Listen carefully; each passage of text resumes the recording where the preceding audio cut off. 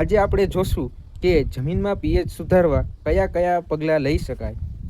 Number પહેલું, તો તમે જે છાણિયું ખાતરનો ઉપયોગ કરો છો તે છાણિયું ખાતર વધારેમાં વધારે યુઝ કરવું જોઈએ, જેથી છાણિયા ખાતરમાં રહેલો ઓર્ગેનિક કાર્બન જમીનની પીએચ સુધારવામાં મદદરૂપ થાય છે. નંબર બીજું, પાકની કાપણી બાદ પાકના વધેલા અવશેષો ખેતરમાં બાળવાને બદલે ખેતરમાં જ દાટી દેવા જોઈએ, જેનાથી પાકના અવશેષો ડીકમ્પોઝ થયા બાદ તેમાંથી ઓર્ગેનિક એસિડ રિલીઝ થાય છે, જેના કારણે પીએચ ઘટાડી શકાય છે.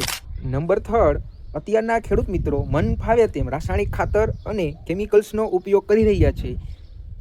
ખેડૂત મિત્રો, રાસાયણિક ખાતર અને કેમિકલ્સનો ઉપયોગ કરવાની ના નથી, પણ મર્યાદિત ઉપયોગ કરવો જોઈએ, કારણ કે બિનજરૂરી કેમિકલ્સના હિસાબે જમીન ક્ષારીય બને છે અને પીએચ પણ વધે છે. નંબર 4, ક્ષારોનું લીચિંગ કરીને પીએચ ઘટાડી શકાય છે.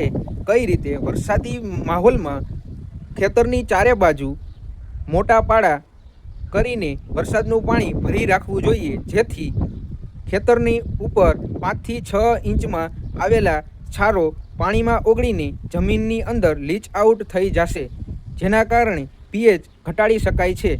નંબર 5, ખેડૂત મિત્રો, જો તમારી પીએચ વધારે હોય તો તમારે 2 થી 3 ટન પ્રતિ હેક્ટર જીપ્સમનો ઉપયોગ કરવો જોઈએ. નંબર 6, ખેડૂત મિત્રો, ઓર્થોફોસ્ફરિક એસિડનો ઉપયોગ કરવો જોઈએ, જેના કારણે જમીનમાં રહેલા કાર્બોનેટ અને બાયકાર્બોનેટના ક્ષારોને રિમૂવ કરે છે. ઓર્થોફોસ્ફરિક એસિડનો ડોઝ 1 થી 1.5 લીટર પ્રતિ એકરે એપ્લાય કરી શકો છો.